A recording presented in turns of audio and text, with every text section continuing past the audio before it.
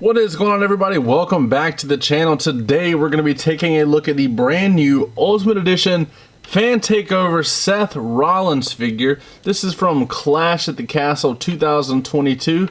This was voted on by fans and then took forever and a half for it to actually come out, and well, now it's actually here. So let's go ahead and get right on into it. Alright, so I figured I would start this off with showing you guys what it looks like in its full form. I don't know who's going to display this without the wings, the helmet, the jacket, any of that stuff. So I wanted you guys to see it before we take everything off to look at the actual figure, because I did not feel like putting it back on once the video started. But this is just absolutely mental. Let's get into the actual accessories besides what you see on the figure now. He comes with two of his posing hands. I don't know what you really want to call those. Randy Orton comes with them. Shinsuke comes with them. He comes with the two mic holding hands, weapon holding hands, whatever you want to call those. He comes with two fisted hands. As always, you got to have fisted hands in wrestling. And then he comes with two open palm slapping, wave to the fans, hold his hands out hands, which we see those a lot as well. He also comes with a straight face head scan. I think this is just such a good head scan for Seth Rollins. I really like it. I love that one that's on there as well. They really do kill his head scans, let's be honest. But look at this figure in its entirety. This is just a thing of beauty. How do you not like this? Like, how could someone not want this attire? I know it was the Chicago Bulls gear, it was Thanos, I believe, and then it was the Elton John gear. And of course this was going to win. I mean, let's be real. It had to be done. Like I said, this was Clash at the Castle. This was actually this was the one that was in Scotland, I think it was. And of course, Seth Rollins came out as that Elton John. So let's go ahead and dissect this bad boy a little bit. The helmet with the horns, it's actually pretty nice. I would like to see maybe like a black wash on this helmet or something like that. It looks a little plain, and I don't remember there being like a ball cap back to it, but it does look good. And the glasses being molded to the helmet are very nice, because it's not two separate pieces that you have to worry about getting like together. You just sit it on there and then you slide the glasses down a little bit, and then you have the helmet on the figure. I think that was a very, very smart choice from Mattel, so I applaud them for that. Then let's go ahead and take a look at these wings. These wings go on the figure the same way that I think Candice LeRae's wings went on, and definitely Mandy Rose's wings. But I never put those on the figures, but I had to put these on Seth Rollins. Let me get him where he's standing up right. I popped that head off accidentally. The wings it looked really good. Well, same thing here. I think a black wash or something would really do wonders on this to help bring out the sculpt, because this is an unreal sculpt. I do like this. And it just goes on his shoulders like a backpack. So that's definitely nice. I do like that a lot. A little bit of paint issue there, but that's nothing to worry about when you can fix that up. No big deal. Then this is the Screaming Rollins head. I think we got this with the other Ultimate Edition. I'm actually going to pop this off and put the regular head on there. I think it looks better, even though it doesn't really match the entrance. And I don't know. There we go. I didn't have it popped down all the way. So you're definitely going to want the hair to be over the back of the jacket so this cuff doesn't come up.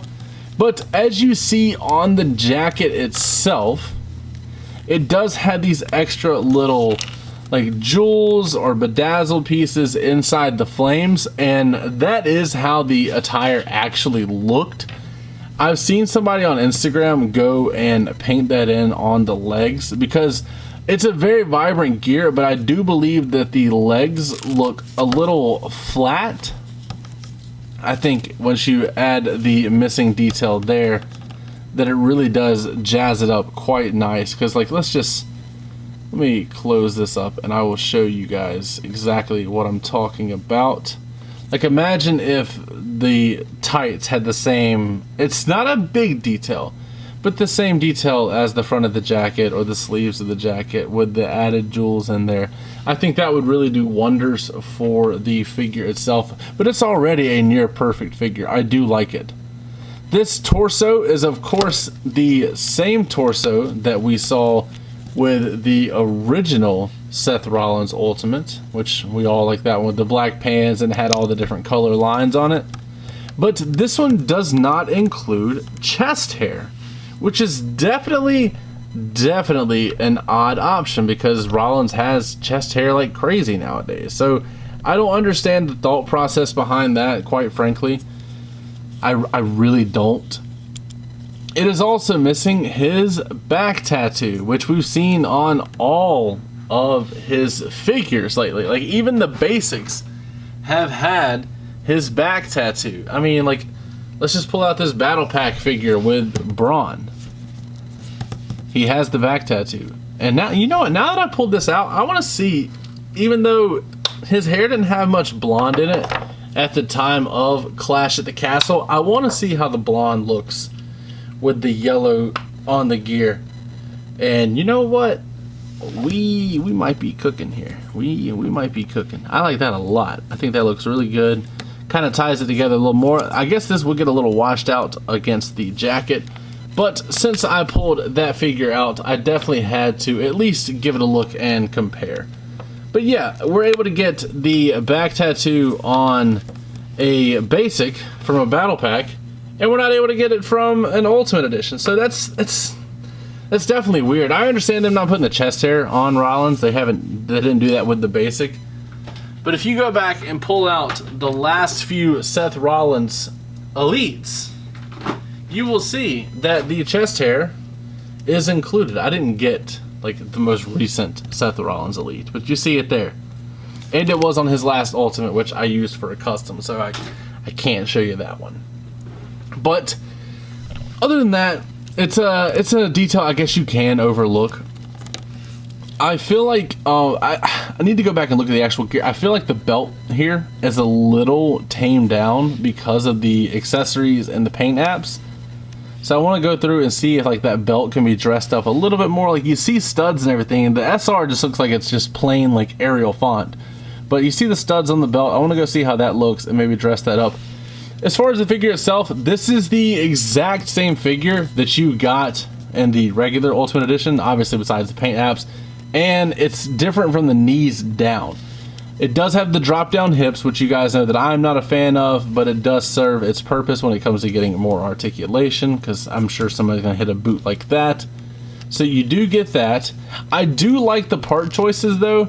It's able to move that far back, and I was wondering how they were going to do the lower legs. I saw people using Fandango and Tyler Breeze legs to make this attire before it was actually getting made from Mattel. So I'm glad that this figure was finally made. It does look so good. And it's nice that we did get this attire in figure form, because I know it is something that a lot of people wanted. And I don't know what you guys think. I really love this figure. And to be honest with you, I grew up in South Carolina my whole life. I've been a USC fan my whole entire life. Orange has always been seen as the enemy color for the Clemson Tigers.